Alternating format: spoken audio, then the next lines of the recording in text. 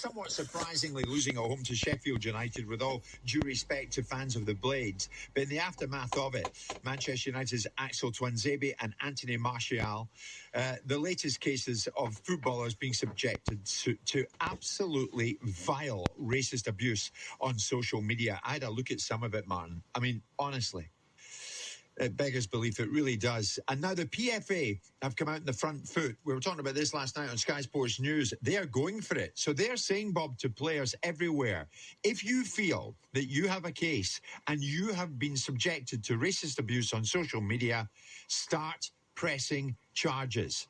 The PFA are not messing about. The Equalities Education Executive, Jason Lee, joins us live, guys. Jason, good morning.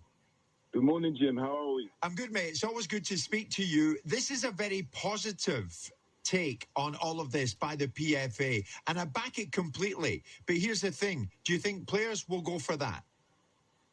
Listen, we've been working in this really confusing space for a long time around this subject. It's a bit of a minefield, and a lot of people shift the blame as to who should hold responsibility. So what we've learned is that if players don't take responsibility, and they shouldn't have to, because we're asking social media to step in straight away and deal with the situations, which are not. But if players report it to the police or whoever the sanctioning bodies may be, there's more chance of maybe getting some sanctions in place. But, since I'd say we did a hashtag Enough campaign in March of 2019, you may remember that we asked, everybody to go on a 24-hour boycott. Yes. That was one of the first real situations where we was able to shine a real, big impact of a positive light around a really negative message and get the social media companies to come and engage with us in conversation. And from then, there's been ongoing conversations back and forth. And, recently we did a published piece with Signify in October as well, which highlighted the fact that the emojis, the bananas, the monkeys, all the little nuances that are online where people claim, you can get away with it and the social media companies don't act on it. So we've been working really hard with current and former players in this space, players that are high profile, players that are not so high profile, that are receiving, dogs abuse. It's been ridiculous. It has been. There's a lot to talk about, but, there's a lot of people been coming together, working in this space to try and eradicate this. I mean, it's hard to know, Jason, but what response are you getting? Are the social media companies listening to you? Listen, they say all the right things, and I have to call it for what it is. They say all the right things. They come to the table. There are excuses in place. We talk about the AI, the artificial intelligence. They rely upon the AI to pick up certain terminology, certain pieces. There are excuses at the end of the day. I mean, when you speak to anybody around this subject, we're all saying a similar thing in terms of it's not rocket science.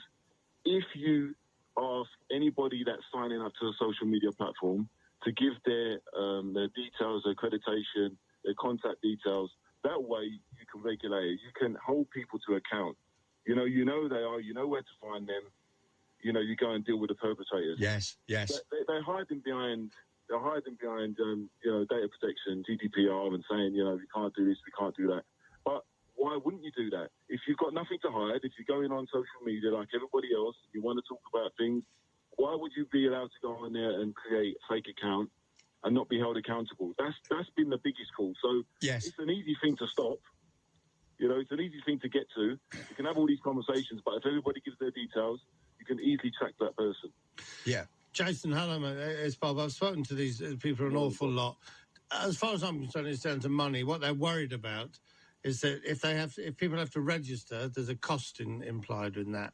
Just setting up the equipment to do it with, and setting up the performances. Now, as it is at the moment, they operate on a completely, everything's free.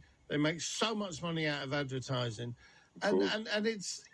As far as I'm concerned, it's genuinely because they think, well, hang on a minute, if we can do it for free and make all this money and a couple of million racists get through, but to get rid of the racists, we'll probably have to pay, it probably costs £3 each to get them all registered and sorted out.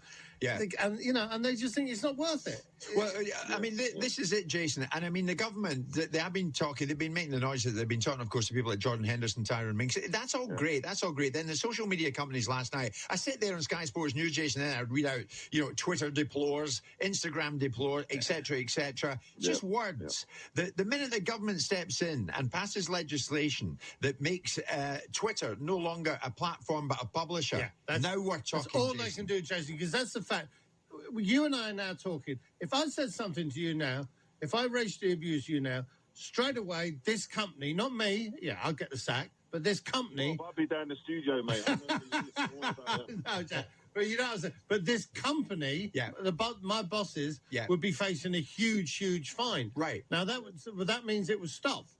Now that is the only. I'm sorry to say this about. There has to be much more jeopardy but the people who for the run social Twitter media company get away with it because they can get away with it. Martin, just Jason. Obviously, this is a massive campaign, isn't it?